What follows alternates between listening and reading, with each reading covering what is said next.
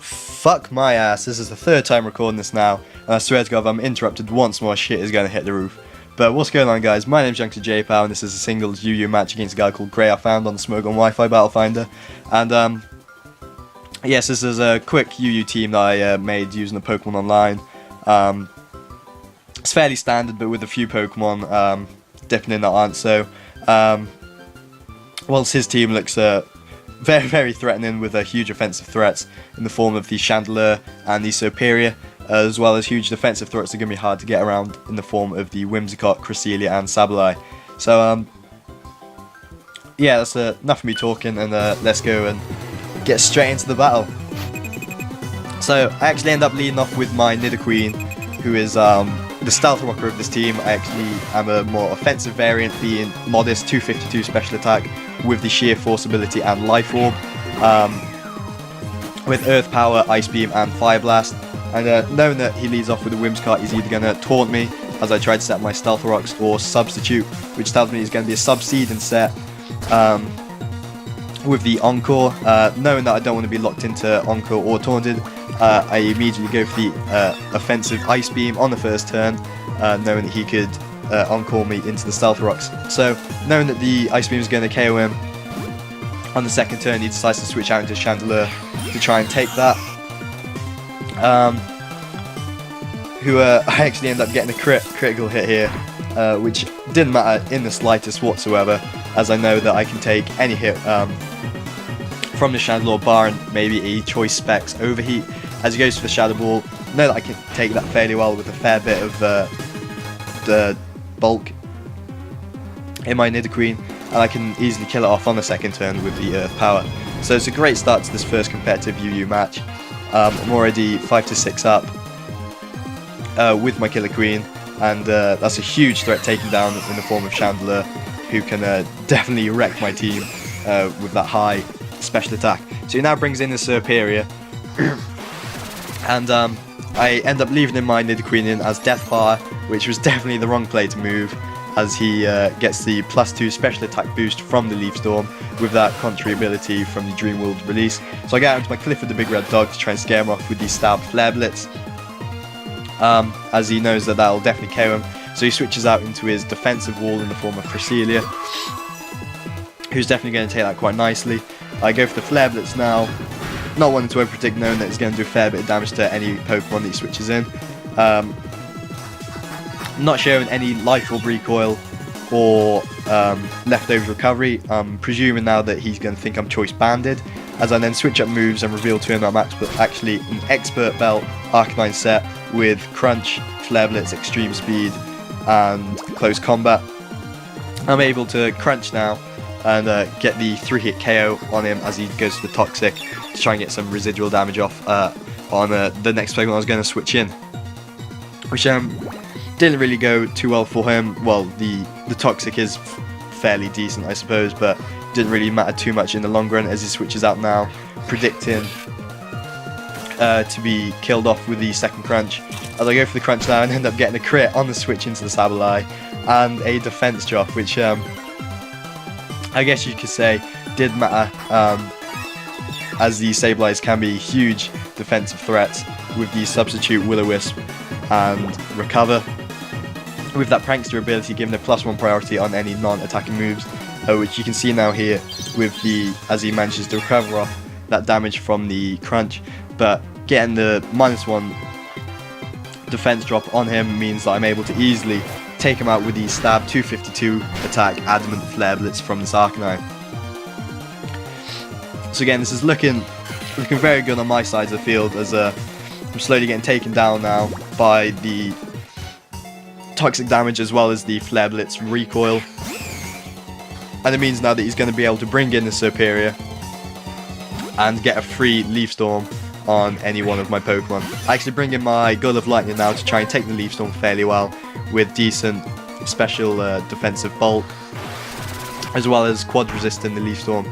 But this damage here definitely tells me that he's probably going to be modest and choice specs, and means that after the special attack raise he's able to kill me off on the second turn. But I actually reveal that I'm choice scarfed and I'm going to be faster than him, but I end up missing with the Heat Wave, which could have mattered don't really know. Again, it's hacks, it's something that's part of the game. You just gotta learn to deal with it.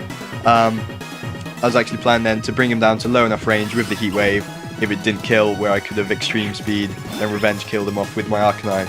So I ended up going out into my Doxus use now, hoping that I could take the Leaf Storms a bit better. But I don't, as that is a +4 stab Leaf Storm from a Serperior with choice specs, and it's going to straight up Oko my Porygon Z. So I go out into my derp turret now, and I actually do a bit of derping around, as the I completely forgot about the pressure ability from my Zapdos meant that he would only be on 1 Leaf Storm after this, and I actually banked on the miss from the Leaf Storm and went for the Roar, whereas I could have tried to PP Storm out with the Protect, which meant that he would have only had 1 Leaf Storm left, which would have been giving me a free switch into my Arcanine, but instead he's able to clean out, take me out with his final Leaf Storm. So now he's completely out of PP. I end up going out into my Golurk to get the free substitute as he switches out, which confirms that he's choiced in some way. He reveals to me that he's choice specs in the Smogon chat. So I end up getting a sub up now on a switch into the Armaldo, which is going to tell me that he's going to be more on the defensive side. So the way he brought it in definitely tells me he's going to have little attack investment, which means that I can fire off the Earthquake. He actually misses the Rock Blast, which could have mattered slightly in the long run. But again, it's all part of the game, and it's just something you got to learn to deal with. So I end up going for the Earthquake, and it's going to be a solid 3-hit KO on this defensive Armaldo.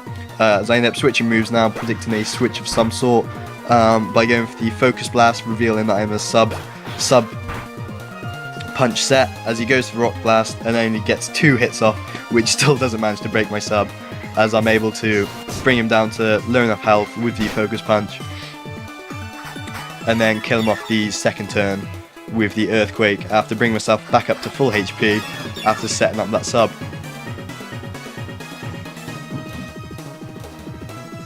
So yeah, that's the another huge threat down to my Golurk, and I'm sitting at full HP behind the substitute, or near to full HP, sorry, as he brings in this Whimsicott, and I know that if I was to go for the substitute of any form, he would easily be able to take me out with the, well, not take me out, but render me useless by Encore me into the substitute, as I stay for the Earthquake, knowing that you can't really do anything to me whilst I'm sat behind the sub. But he actually goes for the Encore now, which locks me into the Earthquake, which doesn't really matter too much, but it was a great play on my opponent's half, as he's able to still live the Earthquake, I think. Like, I can't remember. Does he live the Earthquake? Yeah, yeah, he lives that with ease. So yeah, his Whimsicott takes that with ease. I think looking back in this battle, I probably should have gone for the Shadow Punch there, which meant that he would have locked me into the Shadow Punch, which meant he would have had no safe switch into his Cresselia. But instead, I'm locked into Earthquake after being encored into it, and I cannot touch this Cresselia with that Levitate ability. So he goes for Hidden Power, and he actually reveals that it's Hidden Power fighting. A bit of a misplay on my opponent's half, not getting the Hidden Power right. And so I get a free turn, and then my Encore finally ends as he goes for the Psychic to take out my sub, and I'm able to go for the Shadow Punch, which doesn't kill. These Cresselias are huge defensive threats, and they're definitely OP'd in the form of like VGCs. They're actually the most commonly used Pokemon in the international tournaments that you've held, Wi-Fi. But he now goes for the Toxic. I just try and get that nice residual damage off on me, as I'm able to then take him out with the Shadow Punch. So I'm actually down to my last Pokemon now, and I'm looking fairly solid. He's only got that Whimsicott left, which won't be able to do much to me. Again, knowing that if I was to try to sub up here, he would be able to lock me into the substitute, so I stay with the Shadow Punch, which is easily going to take out his substitute. He's now down to the range where hasn't got enough HP left to be able to set up another substitute. and after leftovers recovery and back up to full HP, and then being whittled down slightly due to the toxic damage, I'm able to take him out the following turn with the Shadow Punch as he tries to substitute, but he shows that he is too weak. So now it's down to one Pokemon against one Pokemon, which is my physical Golurk against his choice specs Serperior. I was actually hoping that because he had the Leaf Storm, I was banking on him not having another Grass-type move, but he actually reveals he has the Giga Drain, which is definitely going to take me out from that range. So that is good game, Grey, and I end up losing instead. Down goes my Golurk, and there's a tight 1-0 win to this guy. But yeah, this is definitely one of my favourite videos so far. It's a great battle. I would leave a link to his channel in the description, but he says that he's not on that YouTube and hype. So yeah, definitely give a thumbs up on the video if you enjoyed it. Don't forget to like, share and subscribe to the channel if you want to see more of this. I'm Youngster JPal, and I'll see you there.